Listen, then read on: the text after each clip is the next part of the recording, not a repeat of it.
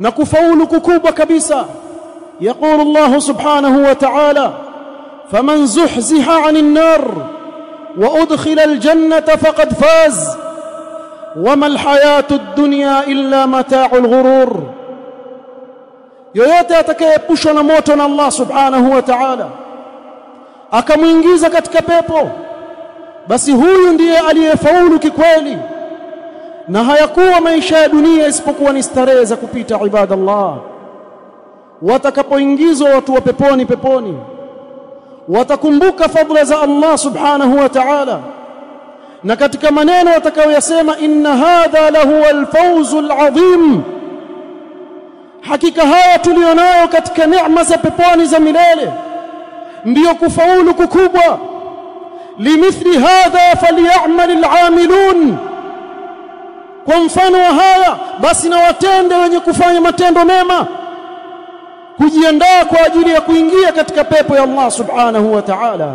Ibadallah, muislamu watakikana aishi katika hii dunia, mbele yake ameiweka akhira, akumbuka ile siku ambayo Allah subhanahu wa ta'ala sema fariqun fil jannati wa fariqun fis sa'ir,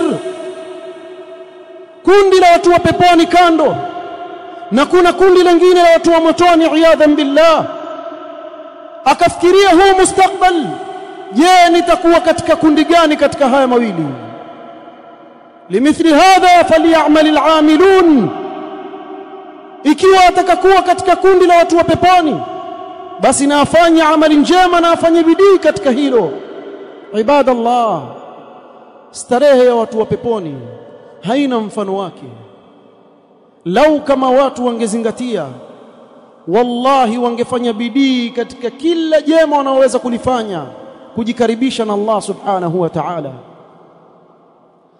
عن صهيب الرومي رضي الله عنه وأرضاه قال سمعت رسول الله صلى الله عليه وسلم يقول إذا دخل أهل الجنة الجنة، متوم صلى الله عليه وسلم aeleza starehe kubwa ya watu wa peponi. idha dakhala ahlul jannati aljanna, watakapoingia watu wa peponi katika pepo ya Allah subhanahu wa ta'ala, qala yaqulu Allah tabaraka wa ta'ala, Allah subhanahu wa ta'ala atawaambia watu wa peponi, turiduna shay'an azidukum. Subhanallah, al-Karim subhanahu wa ta'ala awaambia watu wa peponi,